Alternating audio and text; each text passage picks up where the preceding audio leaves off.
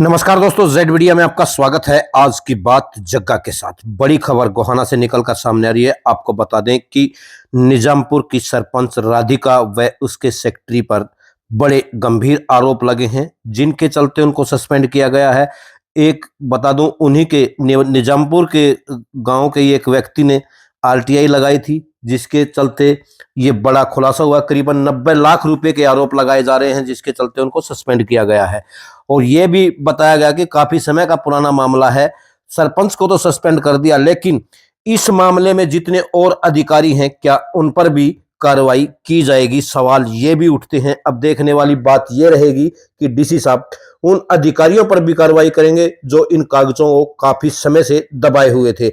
हालांकि काम बड़ा सराहनीय है, ऐसा काम होना चाहिए, लेकिन उन अधिकारियों पर भी गाज गिरनी चाहिए जो इस काम में सरपंच का सहयोग दे रहे थे। आइए खुद समाज सेवी से जानते हैं कि पूरा मामला क्या था, कैसे ये कार्रवाई हुई है, किस तरह से निजामपुर की सरपंच सस्पेंड हुई है, वह उसका सेक्रेटरी सस्पेंड हुआ है। आइए खुद उन्हीं की जुबानी जानते हैं। अनिल जी, प्रेस कॉन्फ्रेंस बुला रहे हैं, क्या प्रोग्राम है? सर, मेरा नाम अनिल कुमार है और मैं गांव निजामपुर से बिलोंग करता हूं।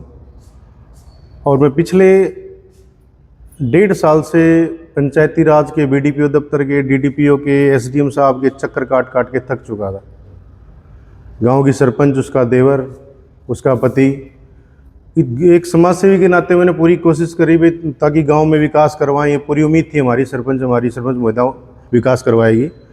बट इतना गबन कर दिया कि बहुत ज़्यादा गांव के विकास का पैसा इन्होंने गबन कर लिया। उसकी मैंने अपने तौर पे शिकायत करी, किसी ने सूझबूझ नहीं दी, मैं चक्कर काटता रहा। मेरे नाम भी तालाब का पटानामा, जिसमें इन्होंने फर्जी प्रस्ताव तैयार करके और एसडीएम कार्यालय में इन्होंने केस दायर कर दिया, जिस संबंध में 7 पंचों ने अपने अपने शपथ पत्र देके ये कहा भी, शिकायत दी है इनकी कि ये जो फर्जी है, लेकिन उसको भी दबाए बैठे हैं वीडियो दफ्तर वाले, डीडीपीओ दफ्तर वाले, कोई सूझबूझ नहीं। उसके बाद मैं वकील साहब से मिला और मैंने उच्च न्यायालय का दरवाज़ा खटखटाया, जिसके उपरांत उच्च न्यायालय ने 2 महीने का टाइम बाउंड किया, और जो कि टाइम बाउंड 7/8/25 को था। 2 महीने बाद इन्होंने कुछ नहीं किया। उसके बाद कोर्ट में कंटेम्प्ट हुई, उसका वकील साहब बताएंगे आगे आपको। इसमें क्या अपडेट है? अभी इसमें मेरे गांव की सरपंच राधिका और तत्कालीन सेक्रेटरी सनीपाल को सस्पेंड किया गया डीसी साहब द्वारा, और अभी डीसी साहब के संज्ञान में मामला आया है। और मुझे पूर्ण विश्वास है डीसी साहब पे, अब वो मुझे मेरे लिए न्याय करेंगे। सस्पेंड का कुछ ऑर्डर है? हाँ, सस्पेंड का ये मेरे पास ऑर्डर है। ये कल पारित हुआ है मैडम, कल पारित हुआ है। एक तरह से ऐसे हाँ, ये कल पारित हुआ है। मतलब वो सस्पेंड मानी जाए दोनों? यस, दोनों से। इस पे 2 के खिलाफ लिखा है, बाकी वकील साहब बता देंगे आपको, इनकी नॉलेज में ज़्यादा है। ये गबन तो लगभग 80-90 लाख रुपए का टोटल, तो क्योंकि इन्होंने क्या कर रखा है, सरपंच ने इसके देवरों की फर्म बना के पंचायत के फंड से उस फर्मों में पैसा डाल रखा है, जे इंटरप्राइजेज और जे पेस्ट कंट्रोल। और इसके देवर जगपाल ने स्वयं पैसा निकाल के पंचायत फंड से, उसका नाम आता है उसमें पंचायत फंड में, उसकी जब हम स्टेटमेंट लेते हैं तो इसने टोटली पैसा निकाल कर कैश में काम कर रखा है। ऐसा होता नहीं होता मैम, 5,000 से ऊपर आप पैसा नहीं निकाल सकते, और उसमें सरपंच ही निकासी कर सकता है या सेक्रेटरी कर सकता है, जो कि उसके अथराइज होते हैं उसमें। लेकिन ये सरपंच के देवर ने इसने 2-2 लाख रुपये, 190, 199 ऐसे बहुत ज़्यादा पैसा निकाला, और जिसको कैश में इसने आगे भेज दिया। तो आपने ये आरटीआई वगैरह लगाई है, केस लगा कैसे? मैंने आरटीआई लगाई थी, लेकिन आरटीआई का उन्होंने जवाब नहीं दिया है। जो जांच हुई थी, जांच के लिए मैंने आरटीआई बीडीपीओ कार्यालय लगाई थी, वहाँ से मेरे को ये तथ्य मिले थे। उसमें ये बिल भी आ गए, जो फर्मों का जब निरीक्षण किया गया तो फर्म फर्जी पाई गई। फर्म सिर्फ फ्रॉड करने के लिए खोली गई थी। यानी एक बार फर्म, जैसे बिल है, जो गेट का बिल है, वो बिल है फरवरी 2023 का, जबकि फर्म बनी मार्च 2023 में। यानी फर्म पैदा होने से 1 महीने पहले बिल काट दिया जीएसटी का, जो कि दिखाता है भी फर्जीवाड़ा है। जी वकील साहब। सर, सबसे पहले आपका परिचय। मेरा नाम आशीष चाबा है, मैं एक अधिवक्ता हूँ। अनिल जी मुझसे लगभग 1 से 1.5 साल से मेरे संपर्क में थे। ये एक समाज सेवी हैं और मेरे पास में काफ़ी परेशान होकर आए थे कि मेरे साथ में ये समस्या है, हमारे गांव की ऐसे करके समस्या है, और सरपंच जो है गबन कर रही है और अपने निजी परिवार को लाभ पहुंचाने के लिए पंचायत के पैसे का, पंचायत की भूमि का जो है गलत तरीके से प्रयोग कर रही है। और इसके साथ साथ क्या है, पिछली पंचायत में इन्होंने एक पट्टा लिया था तालाब का, जिस पट्टानामा को रद्द करने के लिए सरपंच राधिका ने फर्जी साइन करवाकर अपने मेंबरों के उसको इनके खिलाफ एक मुकदमा तक दर्ज कर दिया। जबकि वहाँ जो उस मौके के पंच थे उनमें 7 पंचों ने अपना एफिडेविट टेंडर किया और जिसमें उन्होंने बताया कि ये सिग्नेचर हमारे नहीं है, हमारे जाली सिग्नेचर करके, और सरपंच ने ये फ्रॉड करने की कोशिश करी है। जिसके बाद में हमने जो है बीडीपीओ कार्यालय में, डीडीपी कार्यालयों में अनिल जी के थ्रू मैंने आरटीआई लगवाई, वहाँ से रिकॉर्ड एकत्रित किया, जिससे मालूम पड़ा कि सरपंच राधिका ने पंचायत की जो शामलात भूमि होती है, जिसको पट्टे पे देके इनकम पंचायत के लिए इकट्ठी की जाती है, वो इनकम भी अपने पास रखी हुई है, पंचायत के खाते में जमा नहीं करवाई है।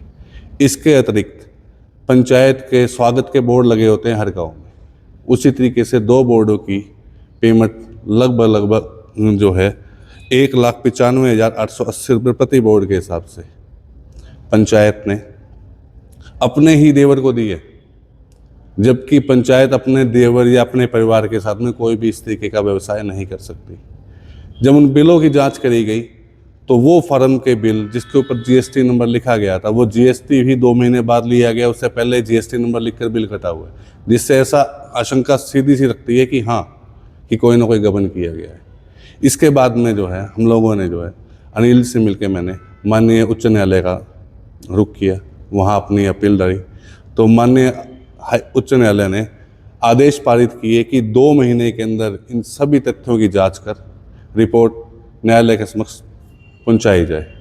परंतु डीसी साहब को इस चीज़ का पूरा संज्ञान में नहीं था, पूरा उनकी नॉलेज में नहीं था। नीचे के जितने भी अधिकारी थे उन्होंने इस ऑर्डर को भी दबाने की कोशिश करी और जांच को गोलमोल तरीके से कर फाइलों में दबा कर रख लिया। जांच के लिए किसको डेप्यूट किया ऑर्डर? जांच के लिए इन्होंने एसडीओ को डेप्यूट किया और साथ में सरपंच से रिकॉर्ड मांगा गया। सरपंच ने रिकॉर्ड भी नहीं दिया प्रॉपर तरीके से, जिसके बारे में डीसी साहब ने अपने आदेश में भी लिखा है।